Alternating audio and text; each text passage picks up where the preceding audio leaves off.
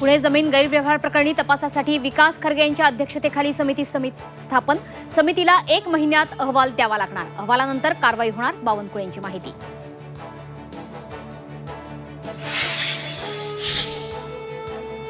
पुणे जमीन गैरव्यवहार प्रकरणातील मास्टरमाइंड शीतल तेजवानी फरार। शीतल नवऱ्यासह परदेशात पळून गेल्याची माहिती।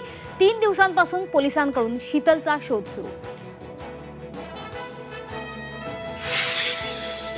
जिल्हा परिषद निवडणुकीच्या तारखा येत्या 2 आठवड्यात जाहीर होण्याची शक्यता। निवडणूक आयोगाकडून निवडणुकीची तयारी सुरू।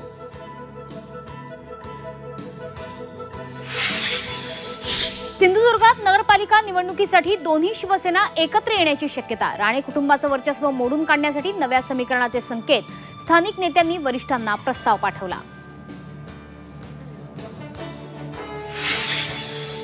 मुंबई उमेदवार निश्चितीसाठी भाजपचा पॅटर्न ठरला। तरुण चेहऱ्यांकडे भाजपचं विशेष लक्ष।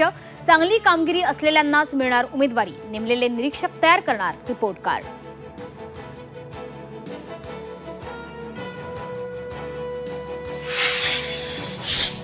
रुपाली ठोंबरेंना चाकणकरांवरील टीका भोवली। ठोंबरेंना पक्षाकडून शिस्तभंगाची नोटीस। 7 दिवसात उत्तर मागवलं। कर्जबाजारी व्हायचं आणि कर्जमाफीची मागणी करायची। कर्जमाफीवरून विखेंचं वादग्रस्त विधान। चूक लक्षात आल्यानंतर विखेंची सारवासारव।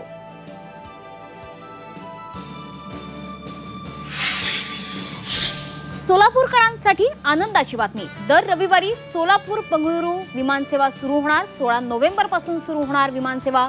तर सोलापूर मुंबई बेळगाव विमानसेवा नियमित होणार।